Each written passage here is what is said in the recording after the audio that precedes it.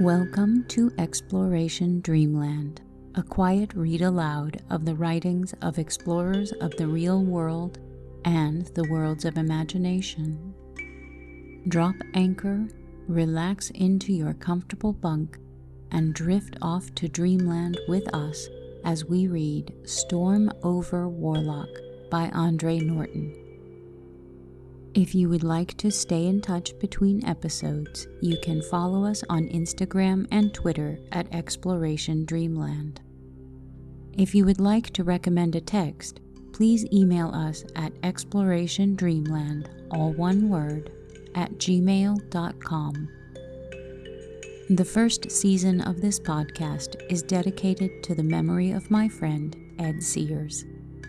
He was a runner, coach, science enthusiast, and science fiction aficionado who was often gently encouraging of my crazy ideas.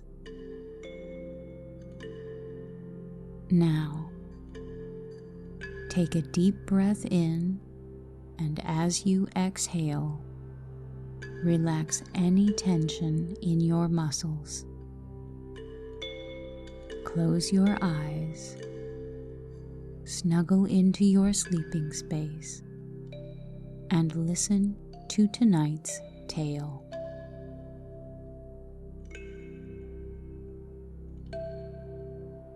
Storm Over Warlock by Andre Norton, originally published in 1960. Chapter 9, One Alone. Once again, the beach was a wide expanse of shingle, drying fast under a sun hotter than any Shan had yet known on Warlock. Summer had taken a big leap forward. The Terrans worked in partial shade below a cliff overhang, not only for the protection against the sun's rays, but also as a precaution against any roving Throg air patrol.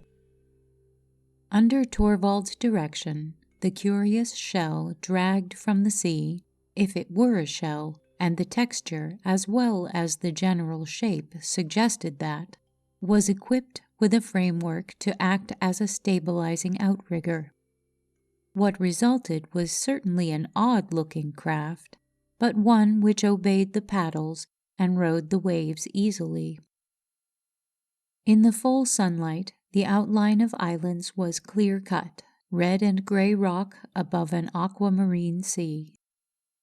The Terrans had sighted no more of the sea monsters, and the major evidence of native life along the shore was a new species of clack-clacks, roosting in cliff holes and scavenging along the sands, and various queer fish and shelled things stranded in small tide pools, to the delight of the wolverines, who fished eagerly up and down the beach, ready to investigate all debris of the storm. That should serve. Torvald tightened the last lashing, straightening up, his fists resting on his hips, to regard the craft with a measure of pride. Shan was not quite so content. He had matched the survey officer in industry, but the need for haste still eluded him. So the ship, such as it was ready. Now they would be off to explore Torvald's Utgard. But a small and nagging doubt inside the younger man restrained his enthusiasm over such a voyage. Forktail had come out of the section of ocean which they must navigate in this very crude transport, and Shan had no desire to meet an uninjured and alert Forktail in the latter's own territory. Which island do we head for? Shan kept private his personal doubts of their success. The outmost tip of that chain was only a distant smudge lying low on the water. The largest, that one with trees. Shan whistled. Since the night of the storm, the wolverines were again more amenable to the very light discipline he tried to keep. Perhaps the fury of that elemental burst had tightened the bond between men and animals, both alien to this world. Now Taggy and his mate padded toward him in answer to his summons. But would the wolverines trust the boat? Shan dared not risk their swimming, nor would he agree to leaving them behind. Torvald had already stored their few provisions on board, and now Shan steadied the craft against a rock which served them as a wharf, while he coaxed Taggy gently. Though the wolverine protested, he at last scrambled in to hunch at the bottom of the shell, the picture of apprehension. Togi took longer to make up her mind, and at length Shan picked her up bodily, soothing her with quiet speech and stroking hands to put her beside her mate. The shell settled under the weight of the passengers, but Torvald's foresight concerning the use of the outrigger proved right, for the craft was seaworthy. It answered readily to the dip of their paddles as they headed in a curve, keeping the first of the islands between them and the open sea for a breakwater. From the air, Torvald's course would have been a crooked one, for he wove back and forth between the scattered islands of the chain, using their lee calm for the protection of the canoe. About 2/3 of the group were barren rock, inhabited only by clack-clacks and creatures closer to true Terran birds in that they wore a body plumage which resembled feathers, though their heads were naked and leathery. And, Shan noted, the clack-clacks and the birds did not roost on the same islands, each choosing their own particular home, while the other species did not invade that territory. The first large-sized island they approached was crowned by trees, but it had no beach, no approach from sea level. Perhaps it might be possible to climb to the top of the cliff walls, but Torvald did not suggest that they try it, heading on toward the next large outcrop of land and rock. Here, white lace patterned in a ring well out from the shore to mark a circle of reefs. They nosed their way patiently around the outer circumference of that threatening barrier, hunting the entrance to the lagoon. Within, there were at least 2 beaches with climbable ascents to the upper reaches inland.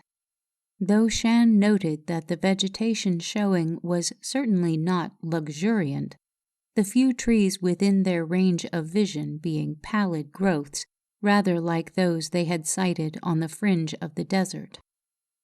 Leather-headed flyers wheeled out over their canoe, coasting on outspread wings to peer down at the Terran invaders in a manner which suggested intelligent curiosity. A full flock gathered to escort them as they continued along the outer line of the reef. Torvald impatiently dug his paddle deeper. They had explored more than half of the reef now without chancing on an entrance channel. "Regular fence," Shan commented. One could begin to believe that the barrier had been deliberately reared to frustrate visitors. Hot sunshine, reflected back from the surface of the waves, burned their exposed skin, so they dared not discard their ragged clothing. And the wolverines were growing increasingly restless.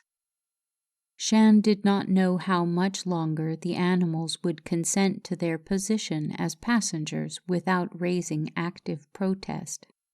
"How about trying the next one?" he asked, knowing at the same time his companion was not in any mood to accept such a suggestion with goodwill. The officer made no reply, but continued to use his steer paddle in a fashion which spelled out his stubborn determination to find a passage. This was a personal thing now, between Ragnar Torvald of the Terran Survey and a wall of rock, and the man's will was as strongly rooted as those water-washed stones. On the southwestern tip of the reef, they discovered a possible opening. Shan eyed the narrow space between 2 fang-like rocks dubiously. To him, that width of water lane seemed dangerously limited, The sudden slam of a wave could dash them against either of those pillars, with disastrous results, before they could move to save themselves. But Torvald pointed their blunt bow toward the passage with seeming confidence, and Jeanne knew that as far as the officer was concerned, this was their door to the lagoon. Torvald might be stubborn, but he was not a fool, and his training and skill in such maneuvers was proved when the canoe rode in a rising swell in and by those rocks to gain the safety, in seconds, of the calm lagoon. Jeanne sighed with relief, but ventured no comment. Now they must paddle back along the inner side of the reef to locate the beaches, for fronting them on this side of the well-protected island were cliffs as formidable as those which guarded the first of the chain at which they had aimed. Jeanne glanced now and then over the side of the boat, hoping in these shallows to sight the seabed or some of the inhabitants of these waters, but there was no piercing that green murk. Here and there nodules of rock projected inches or feet above the surface, awash in the wavelets, to be avoided by the voyagers. Jeanne's shoulders ached and burned. His muscles were unaccustomed to the steady swing of the paddles, and the fire of the sun stabbed easily through only 2 layers of ragged cloth to his skin. He ran a dry tongue over drier lips, and gazed eagerly ahead in search of the first of the beaches. What was so important about this island that Torvald had to make a landing here? The officers' stories of a native race which they might turn against the Throgs to their own advantage was thin, very thin indeed, especially now, as Jeanne weighed an unsupported theory against that ache in his shoulders, the possibility of being marooned on the inhospitable shore ahead, against the 50 probable dangers he could total up with very little expenditure of effort. A small nagging doubt of Torvald's obsession began to grow in his mind. How could Jeanne even be sure that the carved disc and Torvald's hocus-pocus with it had been on the level? On the other hand, what motive would the officer have for trying such an act just to impress Jeanne? The beach at last. As they headed the canoe in that direction, the wolverines nearly brought disaster on them. The animals' restlessness became acute as they sighted and scented the shore and knew that they were close. Taggy reared, plunged over the side of the craft, and Jeanne had just time to fling his weight in the opposite direction as a counterbalance when Togi followed. They splashed shoreward while Torvald swore fluently, and Jeanne grabbed to save the precious supply bag. In a shower of gravel the animals made land and humped well up on the strand before pausing to shake themselves and splatter far and wide the burden of moisture transported by their shaggy fur. Ashore, the canoe became a clumsy burden, and, light as the craft was, both of the men sweated to get it up on the beach without snagging the outrigger against stones and brush. With the thought of a Throg patrol in mind, they worked swiftly to cover it. Taggy raised an egg-patterned snout from a hollow and licked at the stippling of greenish yolk matting his fur. The wolverines had wasted no time in sampling the contents of a wealth of nesting places beginning just above the high water mark, cupping 2 to 4 tough-shelled eggs in each. Treading a path among those clutches, the Terrans climbed a red-earthed slope toward the interior of the island. They found water, not the clear running of a mountain spring, but a stalish pool in a stone-walled depression on the crest of a rise, filled by the bounty of the rain. The warm liquid was brackish, but satisfied in part their thirst, and they drank eagerly. The outer cliff wall of the island was just that, a wall, for there was an inner slope to match the outer, and at the bottom of it a showing of purple-green foliage where plants and stunted trees fought for living space. But there was nothing else, though they quartered that growing section with the care of men trying to locate an enemy outpost. That night they camped in the hollow, roasted eggs in a fire, and ate the fishy-tasting contents because it was food, not because they relished what they swallowed. Tonight no cloud bank hung overhead. A man gazing up could see the stars and other things, for over the distant shore of the mainland they sighted the cruising lights of a throg ship, and waited tensely for that circle of small sparkling points to swing out toward their own hiding hole. "They haven't given up," Shan stated what was obvious to them both. "The settler transport," Torvald reminded him. "If they do not take a prisoner to talk her in and allay suspicion, then—" He snapped his fingers. "The patrol will be on their tails but quick." So just by keeping out of throg range, they were, in a way, still fighting. Shan settled back, his tender shoulders resting against a tree hole. He tried to count the number of days and nights lying behind him now since that early morning when he had watched the Terran camp die under the aliens' weapons. But one day faded into another so that he could remember only action parts clearly. The attack on the grounded scout ship, the sortie they had made in turn on the occupied camp, the dust storm on the river, the escape from the throg ship in the mountain crevice, and their meeting with the hound. Then that storm which had driven them to seek cover after their curious experience with the disc, and now this day when they had safely reached the island. "Why this island?" he asked suddenly. "That carved piece was found here on the edge of this valley," Torvald returned matter-of-factly. "But today we found nothing at all. Yet this island supplies us with a starting point." "A starting point for what? A detailed search of all the islands, great and small, in the chain? And how did they dare continue to paddle openly from one to the next with the throgs sweeping the skies? They would have provided an excellent target today as they combed that reef for an hour or more." Wearily, Shan spread out his hands in the very faint light of their tiny fire, poked with a fingertip at smarting points which would have been blisters had those hands not known a toughening process in the past. More paddling tomorrow?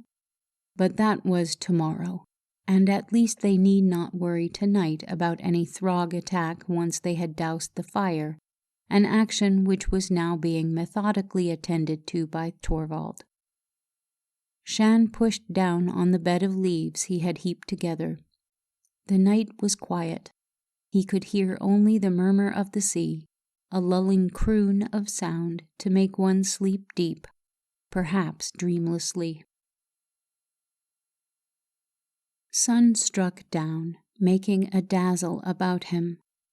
Shan turned over drowsily in that welcome heat, stretching a little as might a cat at ease. Then he really awoke under the press of memory, and the need for alertness rode him once more. Beaten down grass, the burnt-out embers of last night's fire were beside him, but of Torvald and the wolverines there were no signs. Not only did he now lie alone, but he was possessed by the feeling that he had not been deserted only momentarily, that Taggy, Togi, and the survey officer were indeed gone. Shan sat up, got to his feet, breathing faster, a prickle of uneasiness spreading in him, bringing him to that inner slope, up it to the crest from which he could see that beach where last night they had concealed the canoe. Those lengths of brush and tufts of grass they had used for a screen were strewn about as if tossed in haste, and not too long before, for the canoe was out in the calm waters within the reef, the paddle blade wielded by its occupant flashing brightly in the sun. On the shingle below, the wolverines prowled back and forth, whining in bewilderment. "Torvald!" Shan put the full force of his lungs into that hail, hearing the name ring from one of the small peaks at his back. But the man in the boat did not turn his head. There was no change in the speed of that paddle dip. Shan leaped down the outer slope to the beach, skidding the last few feet, saving himself from going head first into the water only by a painful wrench of his body. "Torvald!" he tried calling again, but that head, bright under the sun, did not turn. There was no answer. Shan tore at his clothes and kicked off his boots. He did not think of the possibility of lurking sea monsters as he plunged into the water, swam for the canoe edging along the reef, plainly bound for the sea gate to the southwest. Shan was not a powerful swimmer. His first impetus gave him a good start, but after that he had to fight for each foot he gained, and the fear grew in him that the other would reach the reef passage before he could catch up.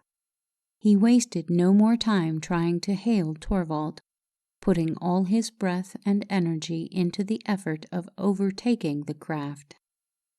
And he almost made it, his hand actually slipping along the log which furnished the balancing outrigger. As his fingers tightened on the slimy wood, he looked up and loosed that hold again in time, perhaps, to save his life. For when he ducked to let the water cover his head in an impromptu half-dive, Shan carried with him a vivid picture, a picture so astounding that he was a little dazed. Torvald had stopped paddling at last, because that paddle had to be put to another use. Had Shan not released his hold on the log and gone under water, that crudely fashioned piece of wood might have broken his skull. He saw only too clearly the paddle raised in both hands as an ugly weapon, and Torvald's face, convulsed in a spasm of rage which made it as inhuman as a throg's. Sputtering and choking, Shan fought up to the air once more. The paddle was back at the task for which it had been carved. The canoe was under way again, its occupant paying no more attention to what lay behind than if he had successfully disposed of the man in the water. To follow would be only to invite another attack, and Shan might not be so lucky next time. He was not good enough a swimmer to try any tricks such as oversetting the canoe, not when Torvald was an expert who could easily finish off a fumbling opponent. Shan swam wearily to shore where the wolverines waited, unable yet to make sense of that attack in the lagoon. What had happened to Torvald? What motive had led the other to leave Shan and the animals on this island, the island Torvald had called a starting point in his search for the natives of Warlock? Or had every bit of that tall tale been invented by the survey officer for some obscure purpose of his own, certainly no sane purpose? Against that logic, Shan could only set the carved disc, and he had only Torvald's word that that had been discovered here. He dragged himself out of the water on his hands and knees and lay, winded and gasping. Taggy came to lick his face, nuzzle him, making a small, bewildered whimpering. While above, the leather-headed birds called and swooped, fearful and angry for their disturbed nesting place. The Terran retched, coughed up water, and then sat up to look around. The spread of lagoon was bare. Torvald must have rounded the south point of land and be very close to the reef passage, perhaps through it by now. Not stopping for his clothes, Shan started up the slope, crawling part of the way on his hands and knees. He reached the crest again and got to his feet. The sun made an eye-dazzling glitter of the waves, but under the shade of his hands, Shan saw the canoe again, beyond the reef, heading on out along the island chain, not back to shore as he had expected. Torvald was still on the hunt, but for what? A reality which existed, or a dream in his own disturbed brain? Shan sat down. He was very hungry, for that adventure in the lagoon had sapped his strength, and he was a prisoner along with the wolverines, a prisoner on an island which was half the size of the valley which held the survey camp.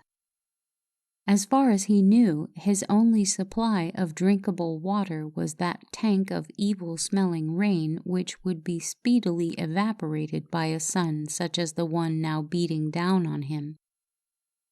And between him and the shore was the sea, a sea which harbored such creatures as the fork-tail he had watched die. Torvald was still steadily on course, not to the next island in the chain, a small bare knob, but to the one beyond that. He could have been hurrying to a meeting. Where, and with what? Shan got to his feet, started down to the beach once more, sure now that the officer had no intention of returning, that he was again on his own with only his wits and strength to keep him alive and somehow free of this water-washed prison. Chapter 10. A Trap for a Trapper. Shan took up the piece of soft chalk-like stone he had found and drew another short white mark on the rust-red of a boulder well above tide level. That made 3 such marks, 3 days since Torvald had marooned him, and he was no nearer the shore now than he had been on that first morning. He sat where he was by the boulder, aware that he should be up, trying to climb to the less accessible nests of the sea-birds. The prisoners, man and wolverines, had cleaned out all those they had discovered on beach and cliffs, but at the thought of more eggs, Shan's stomach knotted in pain and he began to retch. There had been no sign of Torvald since Shan had watched him steer between the 2 westward islands, and the younger Terran's faint hope that the officer would return had died.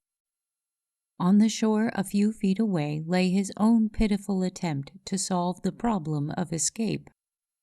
The force axe had vanished with Torvald, along with all the rest of the meager supplies which had been the officer's original contribution to their joint equipment.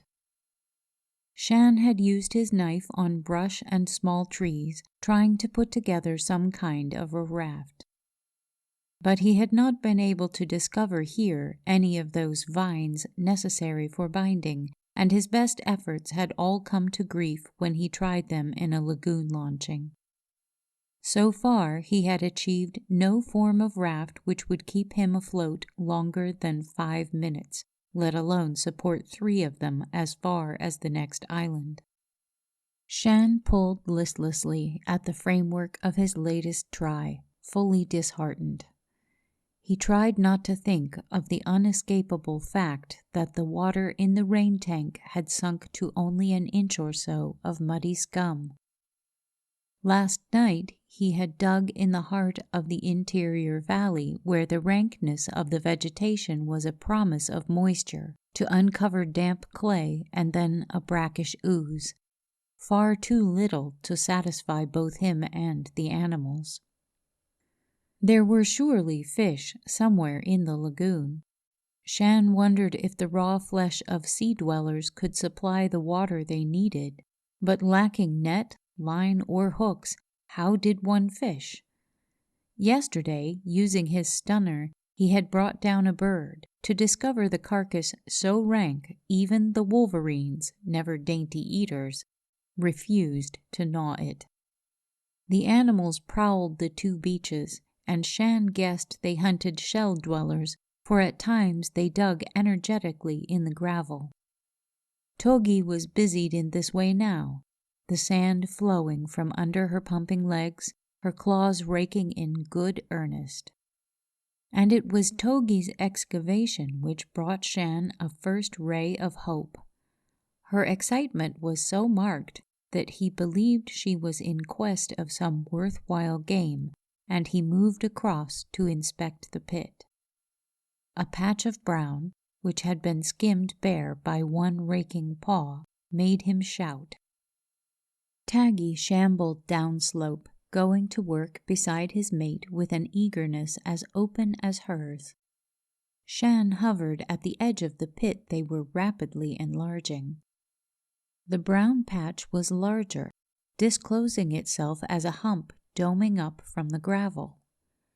The Terran did not need to run his hands over that rough surface to recognize the nature of the find. This was another shell such as had come floating in after the storm to form the raw material of their canoe. However, as fast as the wolverines dug, they did not appear to make correspondingly swift headway in uncovering their find, as might reasonably be expected. In fact, a witness could guess that the shell was sinking at a pace only a fraction slower than the burrowers were using to free it. Intrigued by that, Shan went back to the waterline, secured one of the lengths he had been trying to weave into his failures, and returned to use it as a makeshift shovel. Now, with 3 of them at the digging, the brown hump was uncovered, and Shan pried down around its edge, trying to lever it up and over. To his amazement, his tool was caught and held, nearly jerked from his hands. To his retaliating tug, the obstruction below ground gave way, and the Terran sprawled back, the length of wood coming clear, to show the other end smashed and splintered as if it had been caught between mashing gears. For the first time, he understood that they were dealing not with an empty shell casing buried by drift under this small beach, but with a shell still inhabited by the Warlockian to whom it was a natural covering, and that the inhabitant would fight to continue ownership. A moment's examination of that splintered wood also suggested that the shell's present wearer appeared well able to defend itself. Shan attempted to call off the wolverines, but they were out of control now, digging frantically to get at this new prey. And he knew that if he pulled them away by force, they were apt to turn those punishing claws and snapping jaws on him.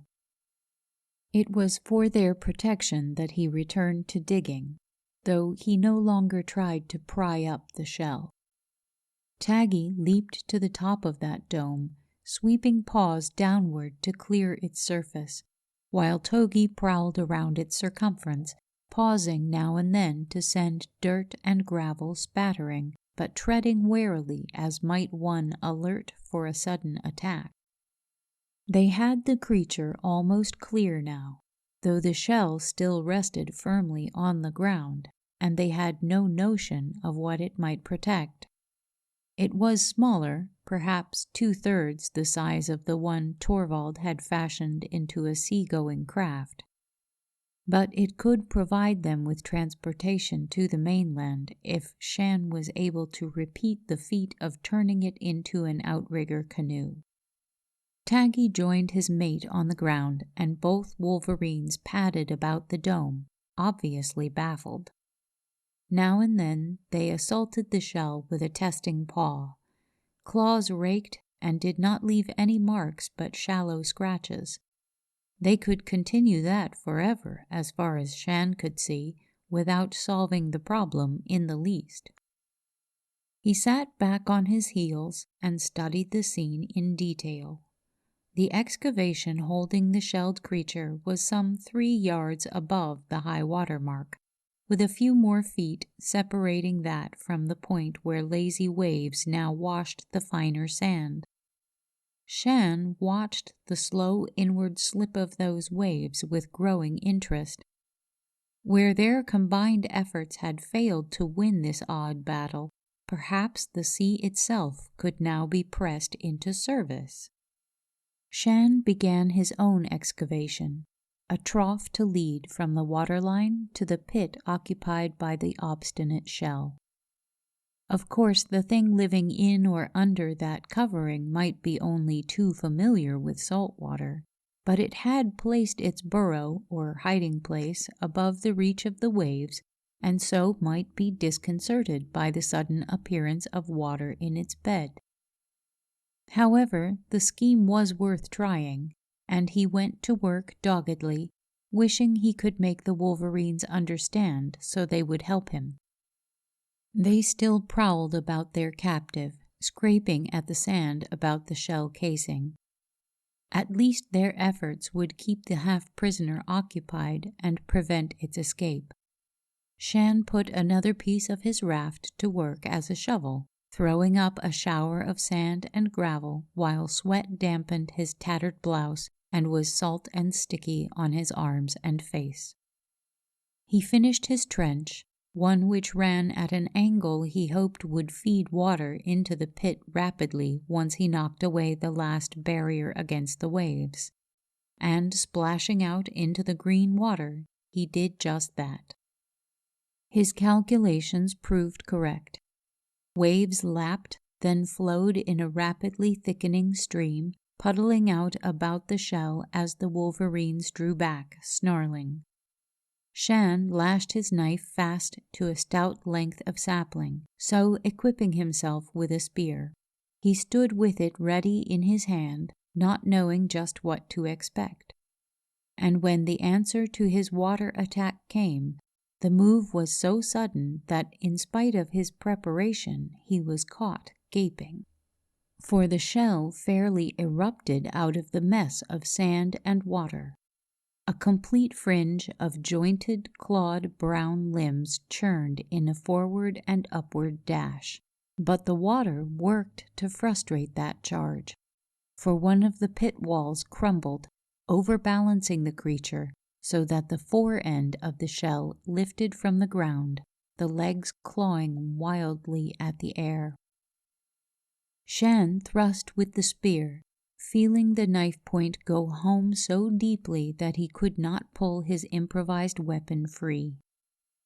A limb snapped claws only inches away from his leg as he pushed down on the haft with all his strength. That attack, along with the initial upset of balance, did the job. The shell flopped over, its rounded hump now embedded in the watery sand of the pit, while the frantic struggles of the creature to right itself only buried it the deeper. The Terran stared down upon a segmented underbelly where legs were paired in rib-like formation. Shan could locate no head, no good target. But he drew his stunner and beamed at either end of the oval, and then, for good measure, in the middle, hoping in one of those 3 general blasts to contact the thing's central nervous system. He was not to know which of those shots did the trick, but the frantic wiggling of the legs slowed and finally ended, as a clockwork toy might run down for want of winding, and at last projected, at crooked angles, completely still. The shell creature might not be dead, but it was tamed for now. Taggy had only been waiting for a good chance to do battle. He grabbed one of those legs, worried it, and then leaped to tear at the underbody. Unlike the outer shell, this portion of the creature had no proper armor, and the wolverine plunged joyfully into the business of the kill, his mate following suit. The process of butchery was a bloody, even beastly job, and Shan was shaken before it was complete. But he kept at his labors, determined to have that shell, his one chance of escape from the island. The wolverines feasted on the greenish-white flesh, but he could not bring himself to sample it, climbing to the heights in search of eggs and making a happy find of a niche filled with the edible moss fungi. By late afternoon he had the shell scooped fairly clean, and the wolverines had carried away for burial such portions as they had not been able to consume at their first eating. Meanwhile, the leather-headed birds had grown bold enough to snatch up the fragments he tossed out on the water, struggling for that bounty against feeders arising from the depths of the lagoon. At the coming of dusk, Shan hauled the blood-stained grisly trophy well up the beach and wedged it among the rocks, determined not to lose his treasure. Then he stripped and washed, first his clothing and then himself, rubbing his hands and arms with sand until his skin was tender. He was still exultant at his luck. The drift would supply him with materials for an outrigger. One more day's work, or maybe two, and he could leave. He wrung out his blouse and gazed toward the distant line of the shore. Once he had his new canoe ready, he would try to make the trip back in the early morning while the mists were still on the sea. That should give him cover against any throg flight. That night Shan slept in the deep fog of bodily exhaustion. There were no dreams, nothing but an unconsciousness which even a throg attack could not have pierced. He roused in the morning with an odd feeling of guilt. The water hole he had scooped in the valley yielded him some swallows tasting of earth, but he had almost forgotten the flavor of a purer liquid. Munching on a fistful of moss, he hurried down to the shore, half fearing to find the shell gone, his luck out once again. Not only was the shell where he had wedged it, but he had done better than he knew when he left it exposed in the night. Small things scuttled away from it into hiding, and several birds arose. Scavengers had been busy lightening his unwelcome task for that morning, and seeing how the clean-up process had gone, Shan had a second inspiration. Pushing the thing down the beach, he sank it in the shallows with several rocks to anchor it. Within a few seconds, the shell was invaded by a whole school of spiny-tailed fish that ate greedily. Leaving his find to their cleansing, Shan went back to prospect the pile of raft material, choosing pieces which could serve for an outrigger frame. He was handicapped, as he had been all along, by the absence of the vines one could use for lashings, and he had reached the point of considering a drastic sacrifice of his clothing to get the necessary strips, when he saw Taggy dragging behind him one of the jointed legs the wolverines had put in storage the day before. Now and again Taggy laid his prize on the shingle, holding it firmly pinned with his forepaws as he tried to worry loose a section of flesh. But apparently that feat was beyond even his notable teeth, and at length he left it lying there in disgust while he returned to a cache for more palatable fare. Shan went to examine more closely the triple-jointed limb. The casing was not as hard as horn or shell, he discovered upon testing. It more resembled tough skin laid over bone. With a knife he tried to loosen the skin, a tedious job requiring a great deal of patience, since the tissue tore if pulled away too fast. But with care he acquired a few thongs perhaps a foot long.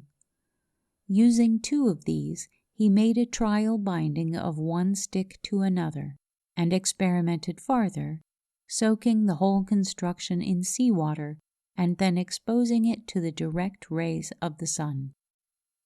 When he examined his test piece an hour later, The skin thongs had set into place with such success that the one piece of wood might have been firmly glued to the other. Shan shuffled his feet in a little dance of triumph as he went on to the lagoon to inspect the waterlogged shell. The scavengers had done well. One scraping, 2 at the most, would have the whole thing clean and ready to use. But that night Shan dreamed. No climbing of a skull-shaped mountain this time. Instead, he was again on the beach, laboring under an overwhelming compulsion, building something for an alien purpose he could not understand. And he worked as hopelessly as a beaten man, knowing that what he made was to his own undoing. Yet he could not halt the making, because just beyond the limit of his vision there stood a dominant will which held him in bondage. And he awoke on the beach in the very early dawn, not knowing how he had come there. His body was bathed in sweat, as it had been during his day's labors under the sun, and his muscles ached with fatigue. But when he saw what lay at his feet, he cringed. The framework of the outrigger, close to completion the night before, was dismantled, smashed. All those strips of hide he had so laboriously culled were cut into inch-long bits which could be of no service. Shan whirled, ran to the shell he had the night before pulled from the water and stowed in safety. Its rounded dome was dulled where it had been battered, but there was no break in the surface. He ran his hands anxiously over the curve to make sure. Then, very slowly, he came back to the mess of broken wood and snipped hide. And he was sure, only too sure, of one thing. He himself had wrought that destruction. In his dream he had built to satisfy the whim of an enemy. In reality he had destroyed, and that was also, he believed, to satisfy an enemy. The dream was a part of it, but who or what could set a man dreaming and so take over his body, make him, in fact, betray himself? But then, what had made Torvald maroon him here? For the first time, Shan guessed a new, if wild, explanation for the officer's desertion. Dreams, and the disc which had worked so strangely on Torvald. Suppose everything the other had surmised was the truth. Then that disc had been found on this very island, and here somewhere must lie a clue to the riddle. Shan licked his lips. Suppose that Torvald had been sent away under just such a strong compulsion as the one which had ruled Shan last night. Why was he left behind if the other had been moved away to protect some secret? Was it that Shan himself was wanted here, wanted so much that when he at last found a means of escape he was set to destroy it? That act might have been forced upon him for 2 reasons, to keep him here and to impress upon him how powerless he was. Powerless. A flicker of stubborn will stirred to respond to that implied challenge. All right, the mysterious they had made him do this, but they had underrated him by letting him learn, almost contemptuously, of their presence by that revelation. So warned, he was in a manner armed. He could prepare to fight back. He squatted by the wreckage as he thought that through, turning over broken pieces. And, Shan realized, he must present at the moment a satisfactory picture of despondency to any spy. A spy, that was it. Someone or something must have him under observation. or his activities of the day before would not have been so summarily countered. And if there was a spy, then there was his answer to the riddle: to trap the trapper.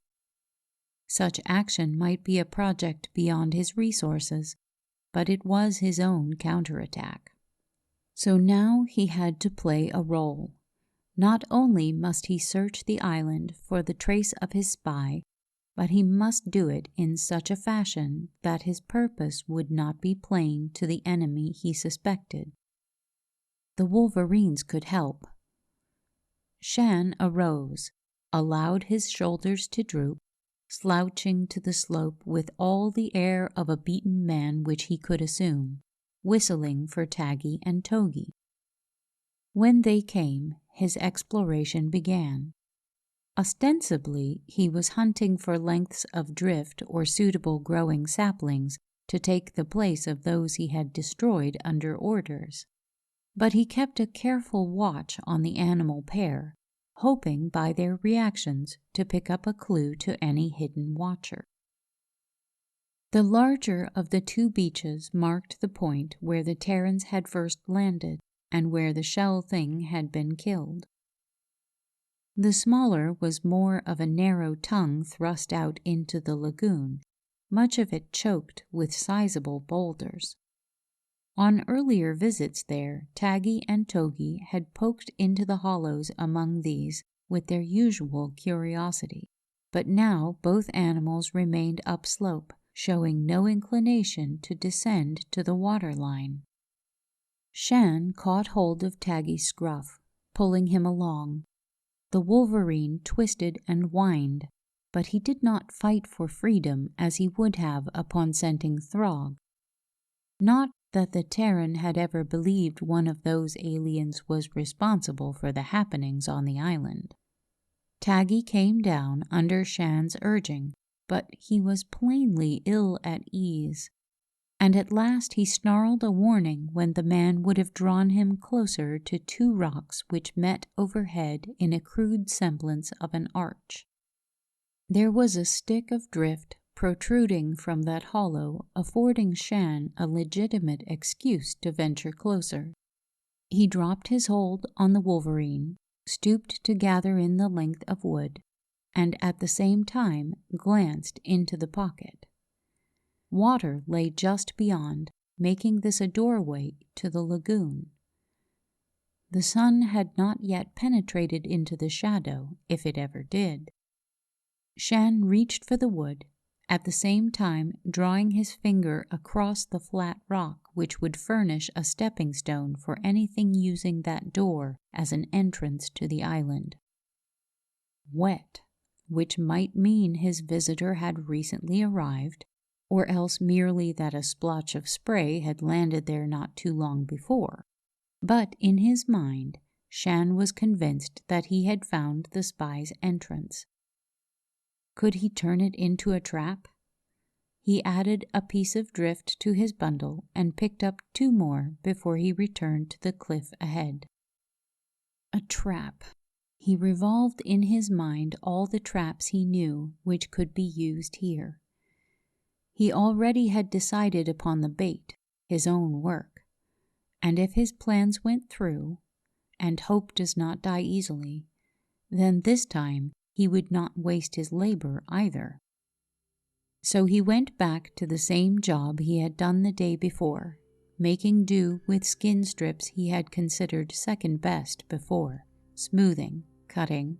Only the trap occupied his mind, and close to sunset he knew just what he was going to do and how. Though the Terran did not know the nature of the unseen opponent, he thought he could guess two weaknesses which might deliver the other into his hands. First, the enemy was entirely confident of success in this venture. No being who was able to control Shan as completely and ably as had been done the night before would credit any prey with the power to strike back in force. Second, such a confident enemy would be unable to resist watching the manipulation of a captive. The Terran was certain that his opponent would be on the scene somewhere when he was led, dreaming, to destroy his work once more. He might be wrong on both of those counts, but inwardly he didn't believe so. However, he had to wait until the dark to set up his own answer, one so simple he was certain the enemy would not suspect it at all.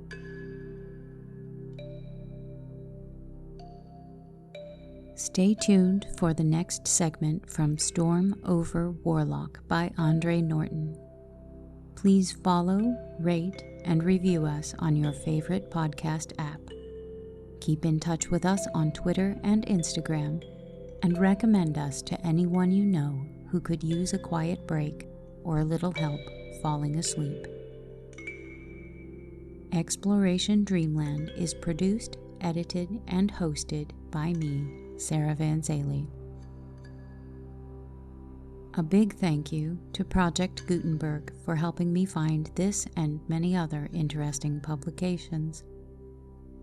Thanks also to Kevin MacLeod at incompetech.com for providing the theme music for this show. The title of this piece is Kalimba Relaxation Music, if you would like to visit his website to hear it in its entirety. Sweet dreams.